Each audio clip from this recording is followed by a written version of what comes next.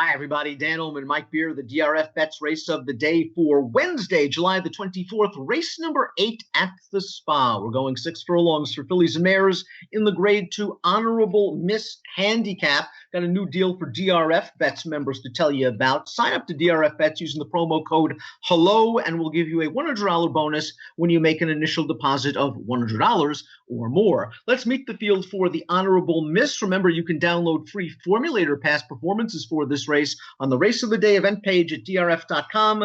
Download them, handicap along with us. We'll take the field in post-position order, beginning with the consistent number 1 Pacific Gale. She sure is consistent, but she often settles for minor awards. Yeah, that's a little bit of a problem for her, especially if she's going to take money again, because she's taken money in her last 2. And I don't think she's the kind of horse in races like this that you wanted a short price, Dan. I was disappointed with her last race. It just felt like she was pretty flat in there off of 2 much better performances prior to that.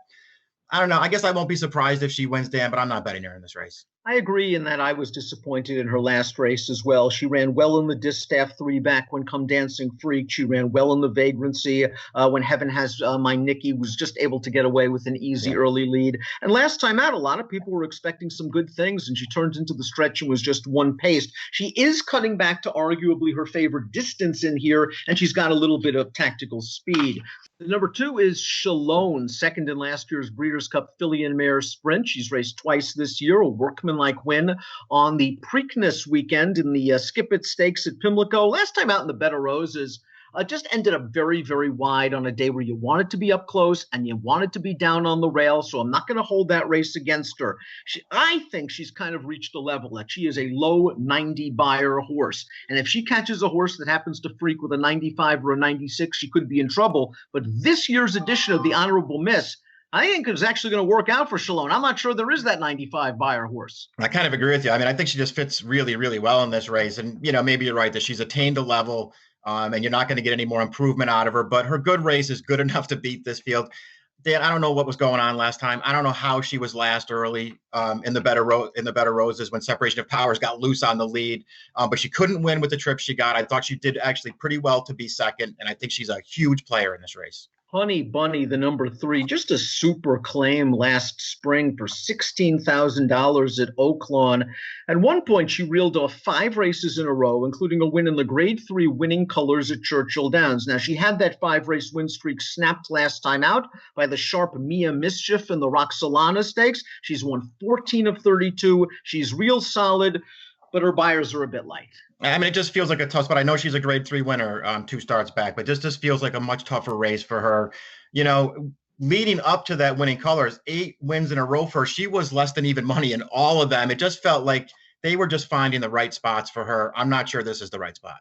Now, we've talked about looking for horses that might be able to pop 95, 96 buyers, especially with advantageous situations. Before Mia Mischief is such a horse, winner of the 2018 8 Bells on the lead with a 97 buyer, winner of the Humana Distaff this year at Churchill Downs with a 99 buyer. Timeform US believes Mia Mischief might be able to get to the lead in a blue bar scenario, which in Timeform US parlance indicates that this race might favor horses on or near the early lead. And if she gets that set up, she could be long gone. Yeah, she's capable without the lead, but in this race, they have to get aggressive with her, I think, and put her on the front end. It's going to make her really hard to beat. She's a Grade 1 winner 2 starts back. She was really good that day. I thought she ran great last time. I know her buyer went down 13 points, but that was a long duel she got into with a razor-sharp 3-year-old, and she prevailed at the end. A really good performance. I think she is the horse to beat. If she was mine, I'd put her right on the front.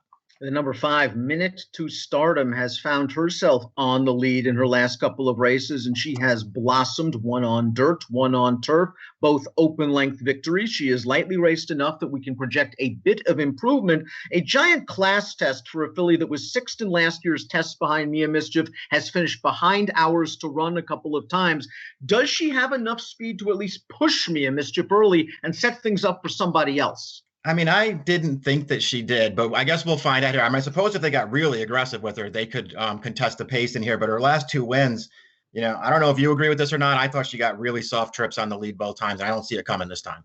Let's take a look at our top selections for this year's Honorable Miss. You're going with the 6, Hours to Run, and all she's done is reel off 6 in a row for a top horseman in Larry Jones. And you got to love this outside stalking post position, because if Shalone or Minute to Stardom do decide to push Mia Mischief early, Hours to Run can sit. And there's also a good thing to know. She's beaten Mia Mischief in the past. Yeah, that was, I guess, maybe the final deciding factor for me. I do love her post, and I love her tactical speed from the outside, Dan. But she's won 8 straight dirt races since Jones took over, and this isn't really the first class test because she ran against Mia Mischief 2 back, and I thought she beat her on the square. I know it was a sloppy track. This horse likes a sloppy track, but Mia Mischief has shown that she likes a sloppy track in the past too. This horse beat her fair and square that day. I'm going right back to her. I'm happy with Shalone cutting back to 6 furlongs. I do believe this is her very best distance, even though she was second in last year's Breeders' Cup Filly and Mare Sprint. And I'm hoping that Javier learned something from the last race, that you don't want to give her too much to do. Breaking from the inside, I'd like her to break. I'd like her to maybe sit off of Mia Mischief and maybe one other horse and hope something works out. I'll give her another chance in here. I like the 2.